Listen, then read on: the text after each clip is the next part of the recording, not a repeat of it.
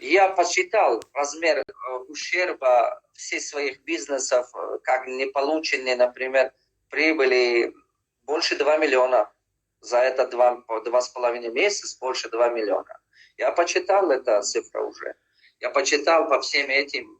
Почему? Потому что, наверное, это не я только, нет, сейчас много бизнесов как-то так. Дело в том, что я сидел и очень сильно задумался, как теперь в дальнейшем быть и так далее. И я понял, адаптировать бизнес на дальнейшем, чтобы она держалась на два крылья. Теперь мир менялся, и нам нужно, чтобы и офлайн, и онлайн был. Я убедился в том, что от того, что я сам именно онлайне мало интересовался до этого момента, поэтому бизнес я не успел адаптировать 100%.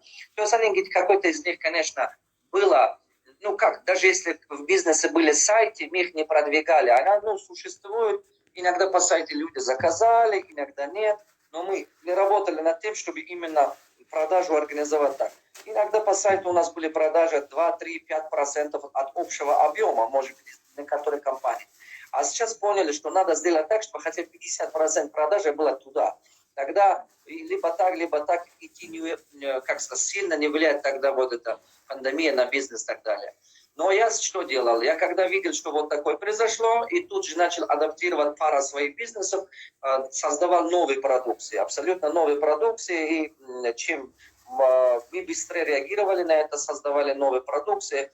Там есть у нас несколько видов продукции, которые в Москве продаем, ну, алхамдулилlah, он успешно идет, очень хорошо идет, нормально идет.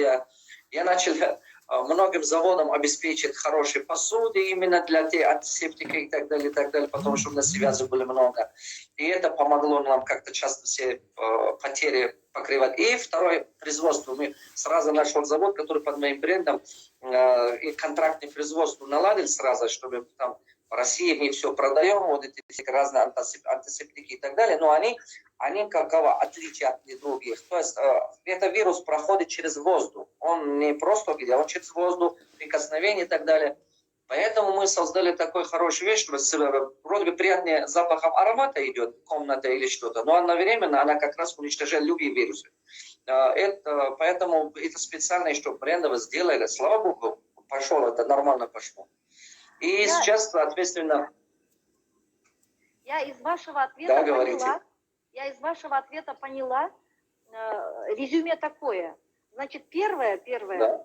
Бизнес нужно строить, чтобы у него было два крыла, это первое. А второе, да. бизнес, это сейчас время такое.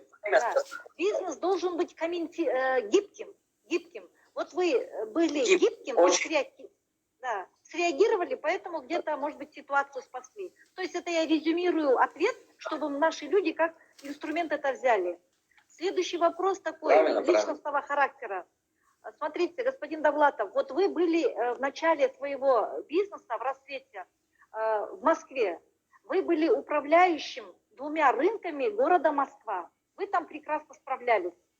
Потом вы попали в банкротство. Потом у вас появились долги. Потом у вас появилось разочарование в людях. Потом у вас был выход из долгов. Вот смотрите, во время долгов человек переживает все, и унижение, и оскорбление. Как вы все это пережили? Как это вас не сломало? Что вам помогло? Знаете, первое время, когда поехал, например, в Москве, полгода жил на улице. Денег не было даже, чтобы чего-то с языка не знал, никого не знал. Денег не было. Я первые полгода жил на улице. Но вот это закалял мой характер немножко, и можно сказать, это психологически сильное напряжение. Очень сильное напряжение, потому что ты не знаешь, куда пойти, с кем посоветоваться, что делать и так далее. Но у меня была одна вещь. Я очень глубоко верующий, я всегда верил, что в конце концов все равно будет все хорошо. Я молился постоянно. И эта молитва мне давала силу. Я молился, эта молитва мне действительно успокоение давала. Я всегда молился, что я Аллах. Я знаю, что все то, что со мной сейчас происходит, это твоя награда, это твое испытание. Дай мне силы, чтобы пережить это время испытаний, потому что я знаю, что ты справедливый, я знаю, что в конце концов, в итоге все равно все должно быть хорошо, потому что ты все управляешь. И я верю в это. Я молился так, и каждый день 10, 20, сотни раз повторил себе. И эта мысль у меня в голове укреплялась. И она давала мне какую-то надежду и так далее. И надежда, чтобы пережить это все боль. А потом, скажем, а когда вот видите, постепенно дела наладились, постоянно работа пошла в Москве и так далее. А когда когда попал, долги были очень самые сложные вещи, потому что меня все читали мошенником, мне писали заявления, на меня писали, границы меня закрывали, и мне суд подавали. Я пережил и финполиции, и этот, как сказать, КНБ, и я пережил что угодно, рекатеров. Я всякий видел, честное слово, всякий видел. Меня унижали как хотели. Пришли в зале, меня из зала, 3 раза меня из зала забрали милиционеры. 3 раза. 2 раза в Актюбинске, 1 раз в Бишкеке. Я выступаю, полный зал народа, приходит, меня унижает, забирает. Представьте, перед аудиторией забирают вас так. И вы сами были свидетелем, когда Актау пришли, мои люди говорят, что он нам должен. Вы их остановили, сказали, что не спорьте мероприятие, если он должен, деньги вам отдаст. Вы сами были свидетелем этой ситуации. Правильно? Это не помню, какие, 13-й год был, да, по-моему, или 12-й год, по-моему. Да. Вот так. Я до 2014 году отдал долги. До 2006 лет отдал долга. Что мне помогло? Именно то, что я понял, что это мышление должника. Когда я осознал, что это мышление должника, я просто лечил свое сознание. Это очень трудно делать. Мышление должника, избавиться от него, поверьте мне, это хуже, чем раковые клетки. Я расскажу 2-3 симптома, что люди, которые имеют кредиты, долги, осознавали это. Это очень важно. Например, первое, что я заметил, когда человек в долгах, он постоянно, каждый раз, когда ему деньги нужны, он постоянно ищет, где бы еще занять долги. То есть он думает, что выход из долгов – это набрать новые долги. Он обязательно наберет новые долги. Второй показатель в том, что за что бы человек не возьмется, это хоть свой бизнес делать, или где-то работать, или что, итоге заканчивается опять новыми долгами. То есть получается, что сознание приводит к одной и той же пункту, к одной и той же источнику. Я помню, я детские клиники открывал в Караганде, заканчивал с долгами. Типографию открывал в Алмате, заканчивал с долгами. Химчистку открывал, заканчивал с долгами. Я сажал перец, заканчивал с долгами. Я начал магазин одежды открыть, заканчивал. Я 13 проектов залез, и все заканчивал с долгами. И самое главное, я работал как проклятый. День и ночь работал. И когда люди говорят, что надо много работать, я теперь этому не верю. Я говорю, нет, ребята, надо понимать, как работать еще. И еще очень важно, что инструмент, который принимает решение, был не больной, здоровый инструмент. Мое сознание от того, что было в мышлении должника, он меня сильно мешал. Поэтому один за других долги. Третий показатель. Каждый раз, когда если человек в долги, ему если звонят люди, говорят, ты верни долги и так далее, он постоянно будет оправдываться. Он постоянно тянет. Он хочет вернуть долги, но он убежден, что у него нет шанса сейчас вернуть. И он это считает, что как будто это внешняя ситуация ему не по силам решить. Он говорит, я же хочу отдать, ну терпи, ну ты знаешь. И он им рассказывает. От того, что много раз это оправдание рассказывает, сам верит в это.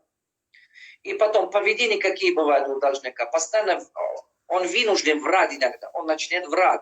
1 раз врет, 2 раза врет и так далее. Иногда телефон не отключает и так далее. Это долги заставляют его. И самое плохое, что долги начинают морально давить, морально создать масса. И сознание потерять скорость мышления. То есть у человека скорость мышления слабеет, он не видит выход, как решить проблему. Он просто не знает, как решать проблему. И вот в связи с этим я просто устал, когда первые 3 года я мучился с 2008 по 2011 год. Работаю, просто день и ночь работал, я делаю тренинги, провожу и так далее. Страдал очень много. Работаю, отдаю, но не получается. С другой бизнес начинаю, опять заканчивается дополнительный долг. Я тогда понял, что что-то не так делаю. Первым, что я делаю, я лечил свое сознание, мышление должника. Я это осознал. Это как? Я 9 месяцев держал пост. Я держал пост, и это было не отказ от еды, а был отказ в воспитании своего характера, отказ от всего, то, что, как сказать, в последнее время то, что я привыкал. Например, отказ от мысли о долгах. Приходят люди, меня угрожают, унижают. Я смотрю на него из спины, например, да ладно, у тебя пост, ты должен быть спокойным. Ну ладно, пусть говорит, пусть он. Иногда некоторые просто даже провоцировали, чтобы лишь бы со мной ругаться, драться. Я понимал, что это создаст дополнительные проблемы. А зачем мне это нужно? Я сидел и размышлял. И вот этот пост мне очень хорошо помог. 9 месяцев на мне закрепили очень сильный характер, терпение, выносливость. И мое сознание потихонечку очистится. Второе, я принял решение, что больше никогда не буду брать долги до конца своей жизни. И я отказался от них. Третья вещь. Я начал фокусироваться на доход. Я понял, что единственный способ избавиться от долги, надо организовать себе источник дохода. Чтобы долги делали меня сильными, а не слабыми. Я думал, если я могу решать эту проблему долгами, зато я научусь зарабатывать. У меня же их было уже около 3 миллиона к 2011 году. Я думал, если я решу эту проблему, я автоматом стану миллионером. И третья вещь. Я разработал систему «Долги тают на глазах», писал об этом в книге «Долги тают на глазах». И эту систему просто стабильно делала одна и та же. А четвертая вещь, я научился работать с проблемными моими кредиторами. То есть это проблемы, которые приходят и скандалят и так далее. Я стал психологически устойчивым и лицом к лицу со всеми начал вести переговоры, научился разговаривать уверенно, потому что у меня уже было видение, как это делать. Я иногда с Лилием сказал, послушай, я тебе не родина должен, и не флаг, и не герб. Я тебе не кровь должен. Это всего лишь деньги. Пройдет несколько времени, ты их получишь. Но от того, что ты меня унижаешь, тебе твой гордыня удовлетворение дает. Но извини, пожалуйста, это тебе деньги не вернет. Но если ты хочешь, чтобы я тебе вернул деньги, так что просто хотя бы доброе слово скажи, что я тебе понимаю. Постарайся. И знаете, вначале те, которые негативные были, как они чувствовали, что я намного увереннее в себе, и они тоже успокоились странным образом. До этого, от того, что я внутри переживал, они все начали на меня нападать, прямо как на добычи, что ли, или что-то такое. Просто внутри, когда изменился, и все вокруг началось измениться. И пришел к выводу, что любую проблему можно решать. Главное – осознавать его. Просто надо осознавать. И любую проблему можно решать, кроме смерти. Нету проблем, которые невозможно решать. Это я точно понял. Спасибо за такой содержательный, хороший ответ. Услышав вас еще раз, пропустив, я